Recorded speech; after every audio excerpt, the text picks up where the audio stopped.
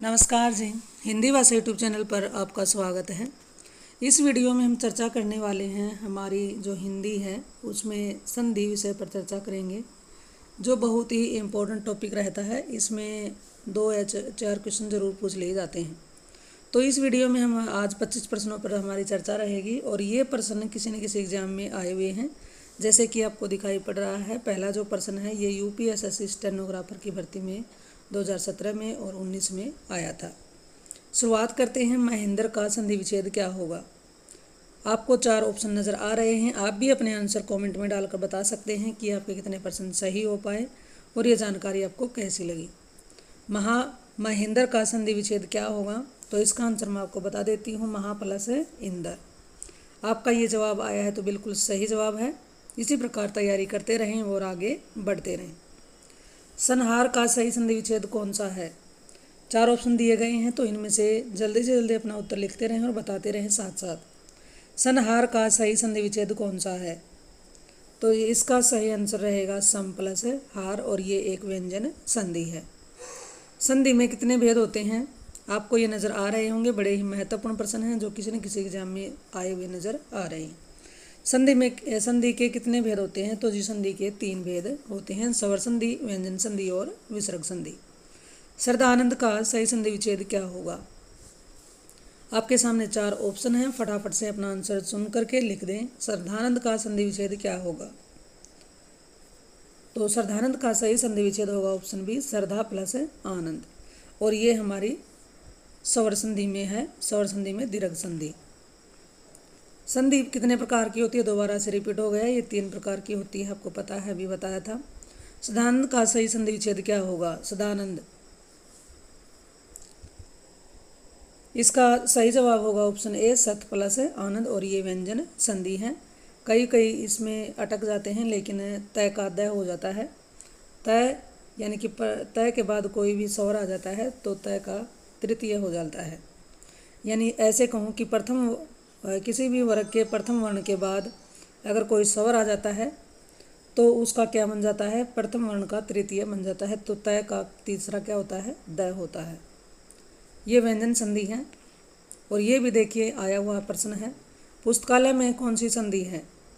पुस्तकालय में दीर्घ संधि, गुण संधि, वृद्धि संधि, यण संधि। तो पुस्तकालय में इसका विच्छेद करते हैं, पुस्तक प्लस आलय, ए प्लस ए मिल करके क्या बन गए हैं, आ, तो ये हमारी क्या है, दीर्घ संधि है। अगले प्रश्न की बात करें, ये परीक्षा के लिए बड़े ही महत्वपूर्ण प्रश्न हैं। देखिए, अभि प्लस उदय की संधि विच्छेद क्या होगा। अभि प्लस उदय की संधि विच्छेद क्या होगा, उदय का क्या शब्द बनेगा इन दोनों को जोड़ करके। तो इसका आंसर अगर आपका ऑप्शन ए है तो बिल्कुल सही है, अभ्युदय। बहुत ही महत्वपूर्ण प्रश्न है, ये हमारी यण स्वर संधि है। ई के बाद अगर ऊ आ जाता है तो यह बनता है, ये वाला रूल इसमें फॉलो हो रहा है।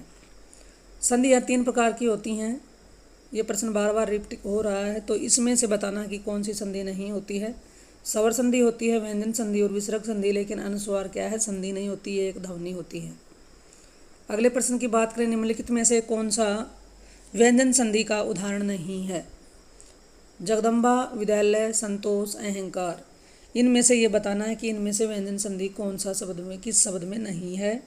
और सारे प्रश्न बड़े ही सिलेक्टेड प्रश्न हैं, बड़े ही इंपॉर्टेंट हैं, तो आपको बड़े ध्यान से इनको कर लेना चाहिए। मुझे ये लगता है अगर आपने 25% सही कर लिए तो समझो आपका संधि वाला टॉपिक बिल्कुल क्लियर हो गया है, और इससे संबंधित आप सारे प्रश्न भाई बिल्कुल सही करके आने वाले हैं। तो इसका सही जवाब होगा ऑप्शन बी, विद्या प्लस आल्य, ये हमारी स्वर संधि है, व्यंजन संधि नहीं है। अगले प्रश्न की बात करें, अगला प्रश्न है, महोत्सव का संधि विच्छेद क्या होगा। महोत्सव शब्द का संधि विच्छेद क्या होगा। 4 ऑप्शन नज़र आ रहे हैं, सही आंसर देने की जल्दी से जल्दी कोशिश कीजिए। तो इसका आंसर आपका ऑप्शन सी आया है, महा प्लस उत्सव, तो बिल्कुल सही जवाब है। ये हमारी गुण संधि है। और ये देखिए, ये भी क्वेश्चन आया हुआ है, निम्नलिखित शब्दों में से स्वर संधि को पहचानिए। इसमें बताना है कि स्वर संधि कौन सी है। तो इसका आंसर आप लिख चुके होंगे और मिला लीजिए। पुस्तकालय में क्या है, स्वर संधि है, पुस्तक प्लस आलय। सदगति सत प्लस गति ये व्यंजन संधि है। दिग्दर्शन दिक प्लस दर्शन ये भी व्यंजन संधि है। उज्ज्वल उत प्लस जवल ये भी व्यंजन संधि है। ई प्लस आ यानी ई के बाद आ गया तो यह बनता है। किस संधि में इस प्रकार का परिवर्तन होता है? ये अभी 2 मिनट पहले आया भी था एक प्रश्न में। इसी प्रकार से गुण संधि होगी या आदि या यण या वृद्धि। तो इसका आपका जवाब अगर सी है यण संधि तो बिल्कुल सही जवाब है। इसके लिए आपको बहुत बहुत बधाई हो। नेक्स्ट प्रश्न की बात करें, पयोधी का संधि विच्छेद होगा। 4 ऑप्शन नज़र आ रहे हैं, जल्दी से जल्दी उत्तर लिखें। पयोधी का सही संधि विच्छेद क्या होगा?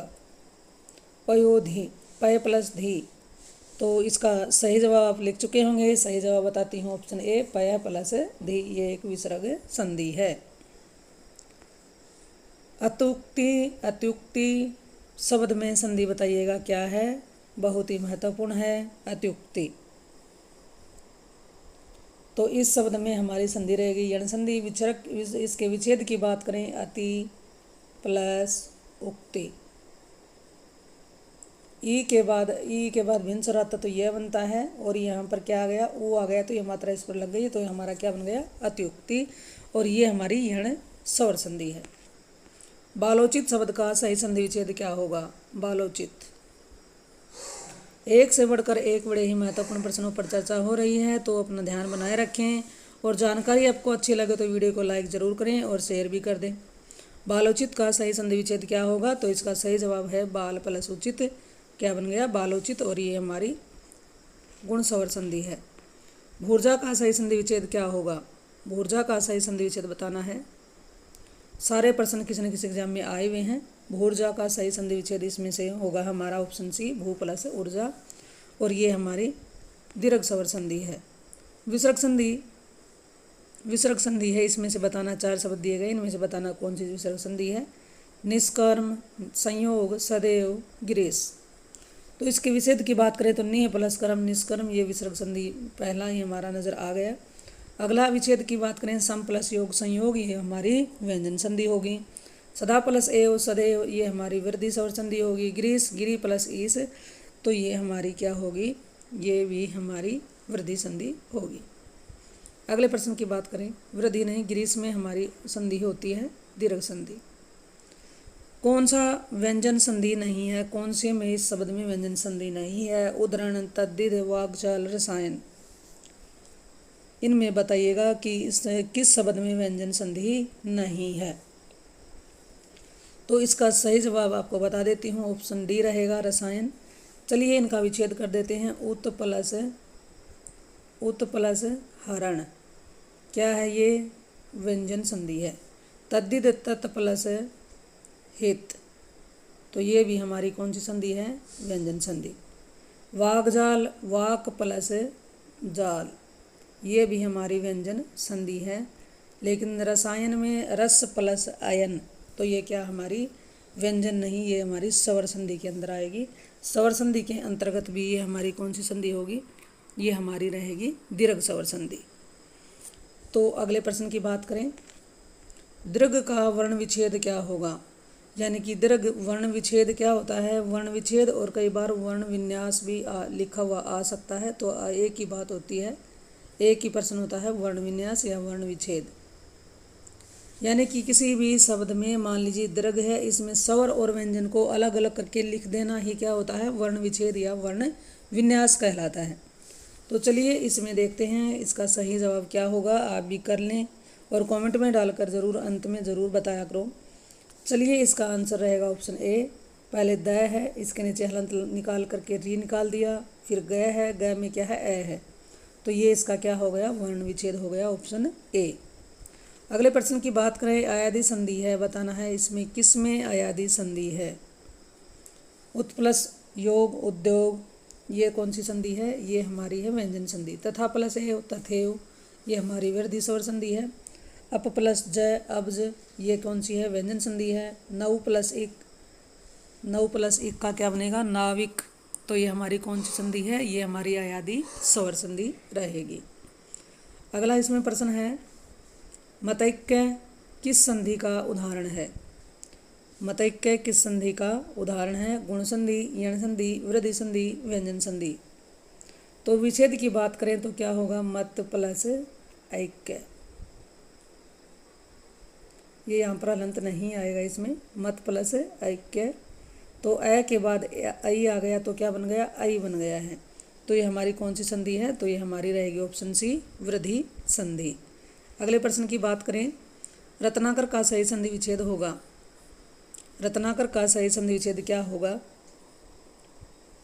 तो इसका सही जवाब होगा ऑप्शन ए, रतन प्लस आकर। और रत्नाकर किसका पर्यायवाची होता है? ये समुद्र का, सागर का पर्यायवाची होता है।